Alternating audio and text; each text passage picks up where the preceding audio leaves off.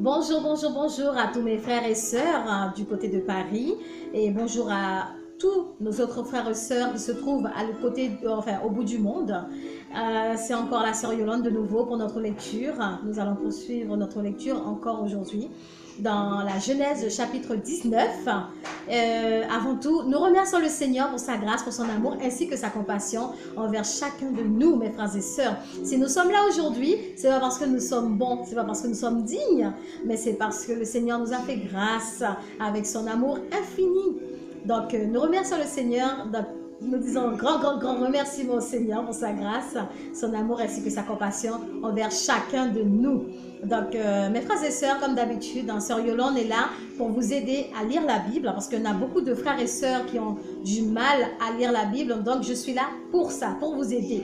Parce que même moi aussi, j'ai des difficultés à lire la Bible et ça me permet de lire la Bible en même temps que vous. Donc voilà, ça me motive. Donc alors, sœur Yolande vous dit tous à vos Bibles. Donc comme vous le savez déjà, sœur Yolande préfère ce type de Bible, la Sainte Bible. En fait, je préfère sa version à elle. Je suis habituée avec cette version. Donc du coup, quand j'utilise le 8 secondes, les paroles ne sont pas formulées de la même manière. Donc c'est pourquoi je préfère la Sainte Bible. Donc je commence pour vous, mes frères et sœurs. Les deux anges arrivèrent à Sodome sur le soir. Et Lot était assis à la porte de Sodome. Quand l'eau les vit, il se leva pour aller au-devant d'eux et se prosterna la face contre terre. Puis il dit, « Voici mes seigneurs, entrez, je vous prie, dans la maison de votre serviteur et passez-y la nuit, lavez-vous les pieds, vous vous lèverez de bon matin et vous poursuivrez votre route. » « Non, répondirent-ils, nous passerons la nuit dans la rue. » Mais Lot les pressa tellement qu'ils vinrent chez lui et entrèrent dans sa maison et leur donna un festin et fit cuire des pains sans levain et ils mangèrent. Verset 4. Il n'était pas encore couché que les gens de la ville, les gens de Sodome, entourèrent la maison depuis les enfants jusqu'aux vieillards. Toute la population était accourue. Ils appelèrent Lot et lui dirent, « Où sont les hommes qui sont entrés chez toi cette nuit? Faites-les sortir vers nous pour que nous les connaissions. » Lot sortit vers eux à l'entrée de la maison et ferma la porte derrière lui. Et il dit, « Mes frères, je vous prie, ne faites pas le mal. J'ai deux filles qui n'ont point connu d'homme. Je vous les amènerai dehors et vous leur ferez ce qu'il vous plaira. Seulement, ne faites rien à ces hommes puisqu'ils sont venus à l'ombre de mon toit. » Et dire, « Retire-toi. » Et dire encore, « Celui-ci est venu comme étranger et il veut faire le juge. Eh bien, nous te ferons pis qu'à eux. » Et pressant Lot avec violence, ils s'avancèrent pour briser la porte.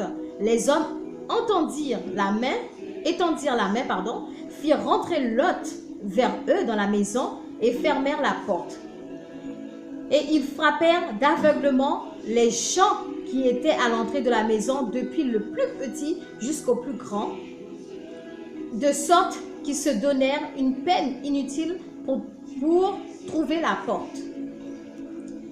Les hommes dirent à Lot, « Qui as-tu encore ici?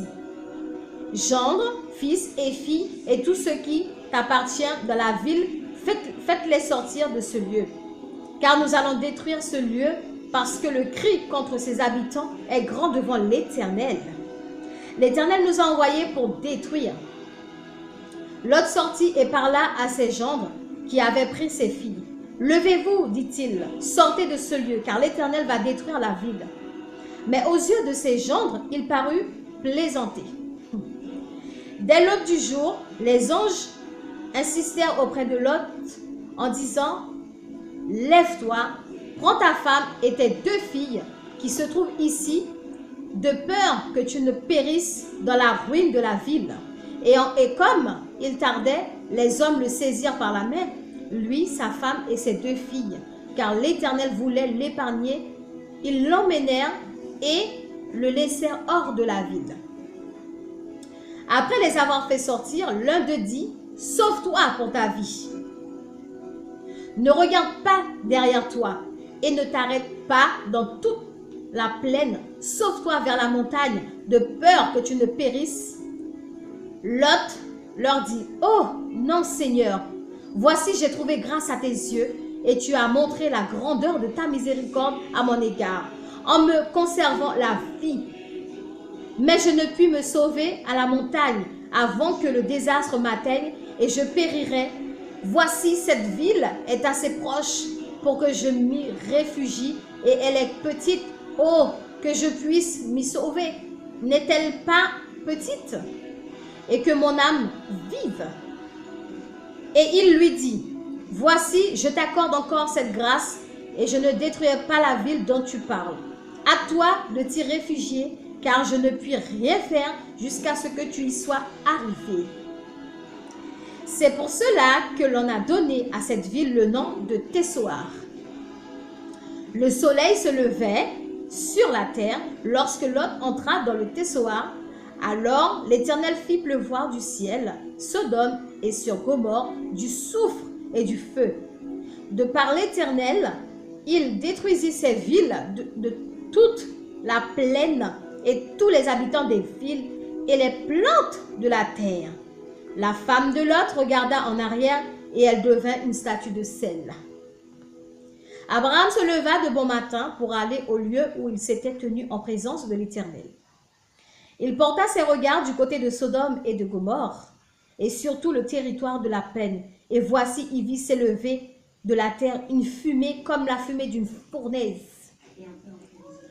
Lorsque Dieu détruisit les villes de la plaine, il se souvint d'Abraham et il fit échapper Lot du milieu du désastre par lequel il bouleversa les villes où Lot avait établi sa demeure. Lot quitta Tsoar pour la hauteur et se fixa sur la montagne avec ses deux fils. Il craignait de rester à Tsoar. Il habita dans une caverne, lui et ses deux filles.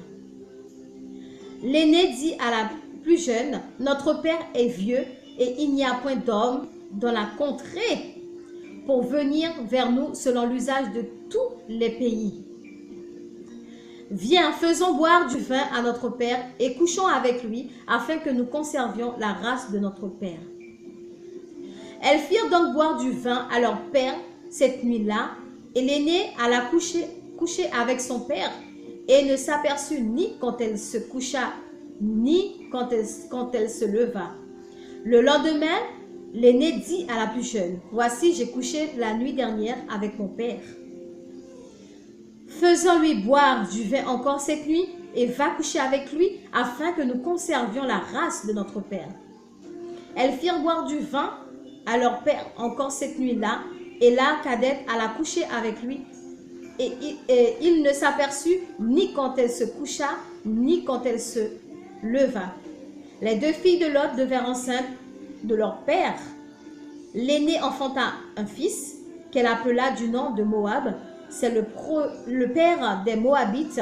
Jusqu'à ce jour, les plus jeunes enfanta aussi un fils qu'elle appela du nom de Bénamite. C'est le père des Ammonites jusqu'à ce jour. Parole du Seigneur.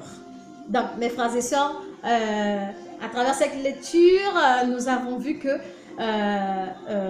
c'était la destruction de Sodome et Gomorrhe que le Seigneur avait fait.